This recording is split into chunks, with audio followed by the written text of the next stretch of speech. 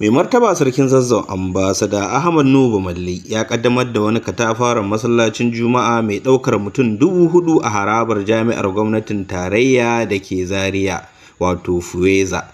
A wajen taron da ya gudana bayan sallar Juma'a, Farfesa Muhammad Arsalan ya bayyana cewa shine ya jagoranci neman tallafin gina masallacin daga hannun attajirin ɗan kasuwa Alhaji A.A. Rano. Ya ce tun lokacin da aka gabatar masa da buƙatar, A.A. Rano ya amince tare da bayar da cikakken goyon baya har aka kammala aikin cikin nasara. Shugaban jami'ar Farfesa Bunkure ya miƙa godiya ga Alhaji A.A. Rano bisa wannan gudunmawa, yana mai addu'ar Allah ya saka masa da alheri. In order to commission a brand new Friday mosque that was constructed single-handedly by Alhaji Abdullahi Rano, A.A. Rano, the chairman of A.A. Rano Group of Companies. Kin manyan baƙi da suka halarci ƙaddamarwar har da kakakin majalisar wakilai ta tarayya Dr. Abbas Tajuddin Iyan Zazzau, wanda ya yi alƙawarin bayar da motar asibiti da kuma naira miliyan 20 domin gudanar da ayyukan masallacin. Alhaji Awalu, muna godiya Allah Ubangiji ya saka maka. Wannan babban taki kake makanka da zuri'anka, wanda insha Allah ba za ka taɗe ba, zuri'anka ba za su taɓa taɗe ba duniya da lahira. Allah ya saka, Allah shi kuma biya ka da gidan aljanna da kansu.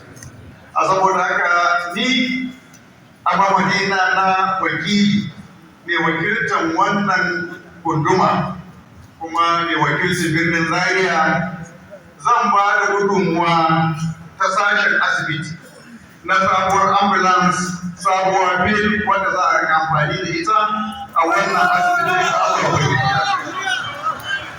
Ina kuma amfani da wannan dama a mamadin mai martaba sarkin Zazzau da ni kaina da majalisarsa mu ba wannan masallaci gudunmuwan miliyan 20 saboda maintenance yau da kullum insha Allah.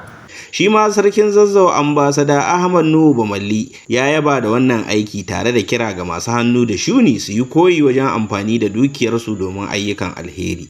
A nasa jawabin, Alhaji A.A. Rano ya bayyana jin daɗinsa kan yadda aka gudanar da aikin cikin gaskiya da riƙon amana tun daga farko har zuwa kammalawa. Kuma ne wa Allah godiya da Allah ya bani mutane masu amana wadda ban taɓa samun irinsu ba.